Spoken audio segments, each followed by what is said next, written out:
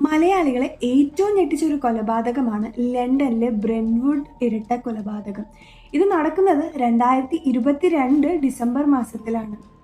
കോട്ടയം വൈക്കം സ്വദേശിയായിരുന്ന സാജു തന്റെ കുടുംബത്തോടൊപ്പം ലണ്ടനിലെ നോർത്താംപ്ടണിൽ താമസിച്ചു വരികയായിരുന്നു. സാജുവിന്റെ ഭാര്യ അവിടെ ഒരു നേഴ്സായിട്ട് വർക്ക് ചെയ്യുമായിരുന്നു. ഇവർക്ക് 2 മക്കളാണുള്ളത്. 6 വയസ്സുള്ള ജീവ എന്ന മകനും അതുപോലെ തന്നെ 4 വയസ്സുകാരിയായ ജാൻവി എന്ന മകളും ഉണ്ടായിരുന്നു. 2022 ഡിസംബർ മാസം സാജുവും ഭാര്യയായ അഞ്ജുവും തമ്മിൽ വീട്ടിൽ വളരെ വലിയൊരു തർക്കമുണ്ടായി. ഈ തർക്കത്തെ തുടർന്ന് സാജു വളരെ വലിയൊരു കുറ്റകൃത്യത്തിലേക്കാണ് കടന്നത്.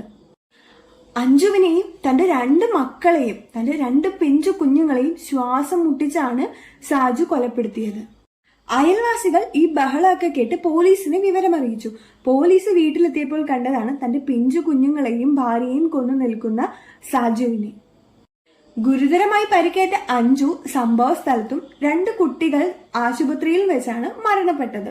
UK-യിലെ തന്നെ നോർത്താംപ്ടൺ ക്രൈം കോടതിയിലാണ് ഇതിന്റെ വിചാരണ നടന്നത്. തന്റെ ഭാര്യയ്ക്ക് മറ്റൊരു ബന്ധം ഉണ്ടായിരുന്നെന്നും അതിനെ തുടർന്ന് സംശയത്തിലാണ് താൻ ഇത്തരത്തിലൊരു കുറ്റകൃത്യം നടത്തിയതെന്നും സാജു സമ്മതിക്കുകയുണ്ടായി. പക്ഷെ ഈ വാദങ്ങളെല്ലാം കോടതി തള്ളി. 2023 ജൂലൈ മാസം കോടതി സാജുവിന് 40 വർഷം ജയിൽ ശിക്ഷ വിധിച്ചു. അതായത് 40 വർഷം കഠിന തടവ് കിടന്നാൽ മാത്രമാണ് പിന്നീട് പരോളിന് പോലും അപേക്ഷിക്കാൻ പറ്റുകയുള്ളൂ. മരണപ്പെട്ട അഞ്ജുവിന്റെയും 2 കുട്ടികളുടെയും മൃതശരീരം നാട്ടിലെത്തിച്ച് സംസ്കരിക്കുകയാണ് ഉണ്ടായത്. ഇപ്പോഴും ലണ്ടനിലെ മലയാളി സമൂഹത്തിന് ഇതൊരു ഉണങ്ങാത്ത മുറിവായി നിലനിൽക്കുകയാണ്.